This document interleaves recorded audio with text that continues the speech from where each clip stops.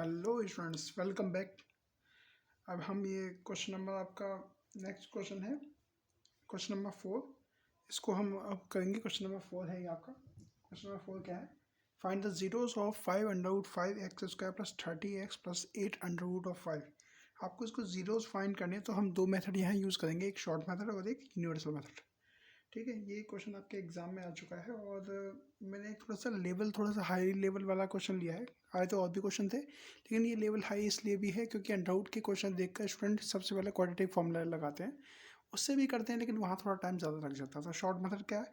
आप short method की help से ही आप यूनिवर्सल मेथड अप्लाई कर सकते हैं। तो शॉर्ट मेथड इज़ दैट कि सबसे पहले आपने उसे अरेंज किया, ax² plus bx plus c की फॉर्म में अरेंज कर लिया, x² फिर x फिर ये कॉन्स्टेंट, फिर कांस्टेंट और x² का जो कोफिशिएंट है दोनों का प्रोडक्ट किया आपने।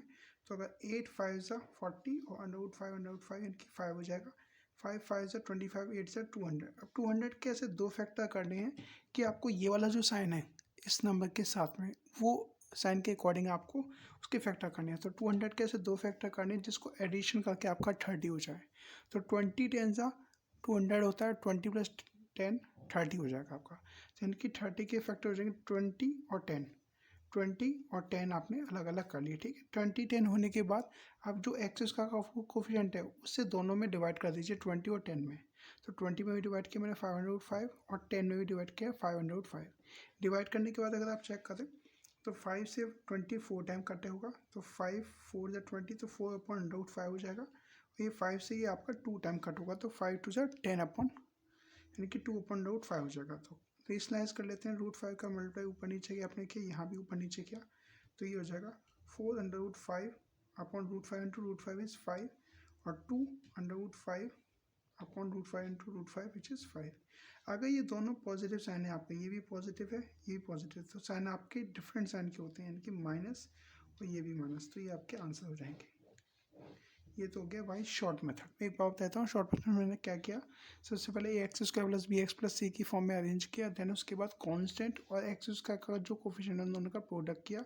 प्रोडक्ट करने के बाद उसके ऐसे दो फैक्टर किए कि इसके साथ वाला साइन यानी कि प्लस करके, वो दो फैक्टर को प्लस करके ये बीच वाला नंबर आपको 30 मिल जाएगा। तो 20 10 ज़ा 200 होता है। अगर मैं 25 8 ज़ा करता तो दोनों का एडिशन 30 नहीं आता। ठीक है, अगर आप और कोई भी दूसरा करते तो भी आपका नहीं आता। तो 20 10 ज़ा 30 हो गया। और 20 और 10 आपने यहाँ लिखा, दोनों में कोफिशिएंट ऑफ x² का मैंने डिवाइड किया। डिवाइड करने के बाद इसको रेशनलाइज कर लिया, और अगर ये पॉजिटिव साइन है तो आपके आंसर नेगेटिव में होंगे, यानी कि जीरोस नेगेटिव हो गए। ये तो हो गया आपका शॉर्ट मेथड।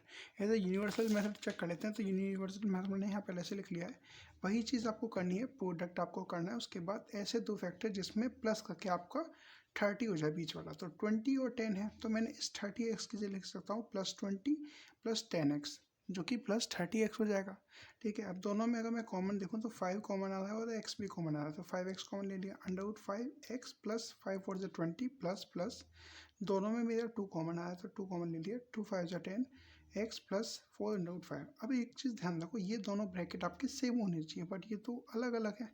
तो अभी भी कुछ कॉमन आ रहा है, तो यहाँ 5 है और ये √5 है, यानी कि यहाँ पर अभी भी मेरा √5 कॉमन आ रहा है।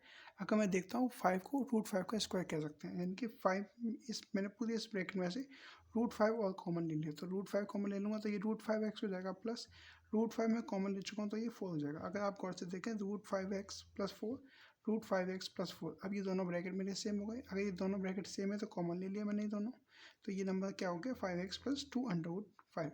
अब मुझे जीरोस फाइंड करने हैं, तो इन दोनों को जीरोस के इक्वल रखना होगा। तो √5x + 4 = 0, तो √5x = -4 हो जाएगा, तो x = -4/√5। आपको रेशनलाइज कर लेना है।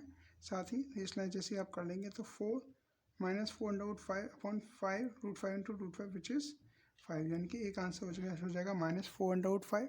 और second is 5x + 2/5 = 0, 5x = -2/5, then x = -2/5/5। ये आपका आंसर है। देखो दोनों नेगेटिव हैं आपके, और यही दोनों आपके एज इट इज़ आंसर थे। क्लियर? यहाँ तक क्लियर है? तो आप अपने और डाउट्स शेयर कर सकते हैं। वैसे मैं क्वेश्चन नंबर 4 हो गया, इसके बाद क्वेश्चन नंबर 5। ऐसे ही मैंने 40 क्वेश्चन पूरे बनाए हैं जो प्रीवियस ईयर क्वेश्चन पेपर के अकॉर्डिंग काफ़ी इंपॉर्टेंट क्वेश्चन पेपर हैं। ठीक है, ओके, आज के लिए यहीं तक। Thank you class.